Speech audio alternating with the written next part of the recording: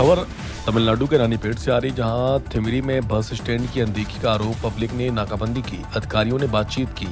इलाके की आधी तिरबिड़ जनता ने सड़क पर नाकाबंदी की। उनका आरोप था कि रानीपेट जिले में अरकाट के पास थिमरी में नया बना बस स्टैंड काम नहीं कर रहा है और उसकी अनदेखी की जा रही है। लोग लंबे समय से इस बात पर नाराजगी जता रहे हैं कि रामपालयम के एंट्रेंस के पास बने इस नए बस स्टैंड का काम पूरा हो जाने के बावजूद बसें नहीं रुक रही। लोगों का कहना है कि जिस इलाके में बस स्टैंड है और उसके सामने एक रिहायशी इलाका था, जहां करीब 25 आदि द्रविड़ परिवार रहते थे और युवाओं के खेलने की जगह थी। उन्होंने आरोप लगाया कि कुछ जाति के कट्टरपंथियों ने बस स्टैंड बनेगा के नाम पर इलाकों पर कब्जा कर लिया था और बनने के कई सालों बाद भी इसका इस्तेमाल नहीं हुआ। संवाददाता सेंथिल कुमार की रिपोर्ट। 40 வருஷமா பேருந்து நிலையம் இல்லாம 2 கிலோமீட்டர் தொலைவுல நடந்து இந்த இடத்துல பஸ் ஏறி இருந்தோம். காமராஜர் பீரியட்லயே இந்த இடத்துல பஸ் ஸ்டாண்ட் எடுத்துன்னு வந்துட்டாங்க. அந்த பஸ் ஸ்டாண்ட் அடக்குமுறை பண்ணி உயர் ஜாதிக்காரங்க எல்லாமே இங்க பஸ் வரக்கூடாது, பஸ் நீக்க கூடாதுன்னு சொல்லிட்டு அப்ப எடுத்துன்னு போயிட்டாங்க.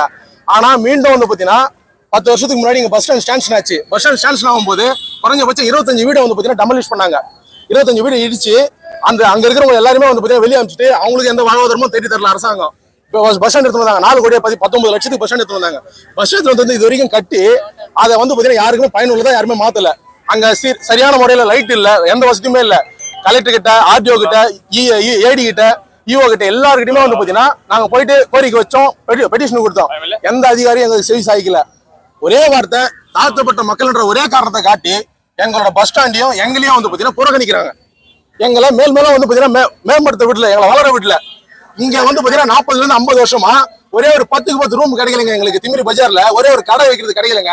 ஒரு ஸ்டேஷனரி வைக்கிறதுக்கோ இல்ல ஒரு ஹோட்டல் வைக்கிறதுக்கோ ஒரு கடை கூட எங்களுக்கு இது வரைக்கும் கிடைச்சது இல்லை. யாருமே தரவும் விரும்பல. அப்படி இருக்கும்போது எங்களோட வாழ்க்கை மேம்படுத்துற மாதிரி இங்க ஒரு பஸ் ஸ்டாண்ட் வந்துச்சு.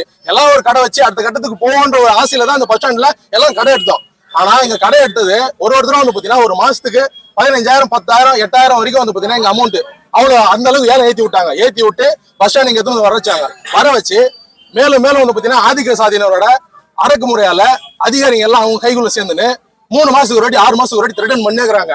பஸ் ஸ்டாண்ட் அங்க வருது இங்க வருதுன்னு 2 கிலோமீட்டர் தொலைவுங்க.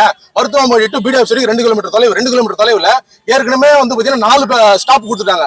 மருத்துவமனை, பேருந்து நிலையம், குருநாராயண மண்டபம், பிடிஓ ஆபீஸ் 4 இடத்துல கொடுத்துட்டாங்க. அது கொடுத்தும் பார்த்தாம மீண்டும் பஜார்ல நிக்கணும்னு சொல்லிட்டு 5வது பாயிண்ட் கொடுத்துருக்காங்க. இப்போ 5 பாயிண்ட் ஒரு 2 கிலோமீட்டர் தொலைவில் 5 பாயிண்ட்ல இது மொத்தமா 20,000 இருந்து 25,000 பேர் தான் போகிற இடம். இந்த 25,000 பேர் இந்த 5 பாயிண்ட்ல எத்தனை பேர் இறங்கி எத்தனை பேர் ஏறுவோம்? அப்போ இங்க இருக்கிறவங்க இந்த மக்களோட வாழ்வாதாரம் என்ன? அப்ப எங்களை மேலும் மத்தவங்களோட பார்வைக்கு கெட்டவங்களாகவும் தாழ்த்தப்பட்ட மக்கள் கொடூரமானவன்ற மாதிரி மாத்தி இந்த பக்கம் இருக்கிற மக்கள் ரொம்ப வஞ்சிக்கிறாங்க. எல்லாருமே இன்ன வரைக்கும் 2 மணி நேரமா போராட்டு இருக்கிறோம். ஒரு அதிகாரி விட கேட்கல.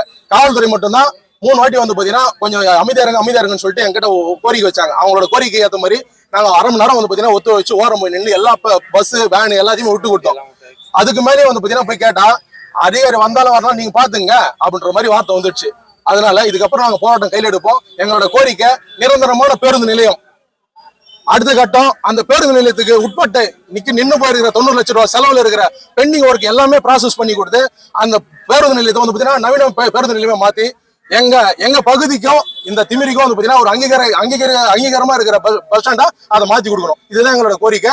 அரசு அதிகாரி பேச்சுவார்த்தை நடத்தினா மட்டும்தான் எங்க கோரிக்கை கைவிடப்படும்.